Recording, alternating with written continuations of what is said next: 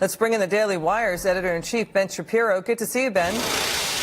Hey, how are you? Let's take a look at some of the recent negative headlines from some of these media outlets, almost blaming President Trump for Roy Moore losing the Alabama race. What do you make of that? Well, I mean, it's not President Trump's fault that Moore lost the race. It's Roy Moore's fault that Roy Moore lost the race. I mean, he's the one who's hit with all the allegations. He was the one who ran a pretty bad campaign. He's the one who should have dropped out earlier. President Trump intervened at the last minute to try and save Roy Moore from himself and obviously failed in that effort. But that's not on Trump nearly as much as it is on Moore and people who are backing Moore to the hill, like Steve Bannon. The attempts by the media to try and paint this as a Trump failure, it just jives with everything else the media says about Trump. Everything is a Trump failure. Right? I mean, when Trump does something that's eminently good, like saying that Jerusalem is Israel's capital, and then it turns out that a bunch of Muslim fanatics decide to pursue violence in Sweden, and that's somehow Trump's fault.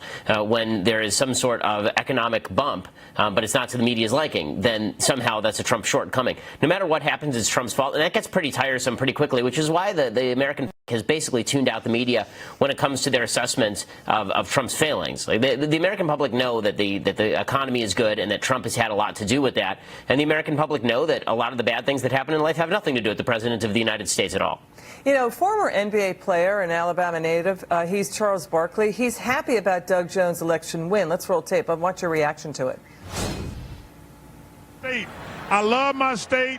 We got some amazing people here. Yeah, we got a bunch of rednecks and a bunch of ignorant people, but we got some amazing people here, and they rose up today.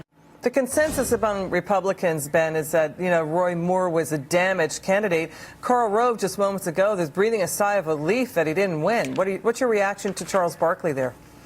I think that Barkley is painting with a pretty broad brush when he suggests that everyone who voted for Roy Moore is some sort of hick. And it's that sort of language that I think led to President Trump in the first place, with this sort of dismissal of everyone who votes for a bad, flawed Republican candidate I wouldn't have voted for as somehow backwards or stupid. There are a lot of people who voted for Roy Moore because they felt that Doug Jones would be a worse senator for the state of Alabama than Roy Moore, at least in terms of their policy priorities. I may disagree with their moral calculus, but to dismiss everybody who voted for Roy Moore as somehow backwards is deeply derisive and I think counterproductive. You know, there's a study, I think in June, July, August, that showed the same number. 91% of media coverage of the president was negative. Just getting back to that story. I mean, it seems like there's been no change. What do you make of that? Well, I wouldn't expect there to be a change because the media have already ramped it all the way up to 10. There's no place for them to go from here. What are they going to go to 99% if things get really bad for Trump? And this is actually one of the problems for the media. They've painted themselves into a corner. If something truly shocking happens with President Trump, no one's going to pay attention. They've become the boy who cried wolf, and they've cried wolf so many times that nobody is going to take them seriously if something truly bad were to happen.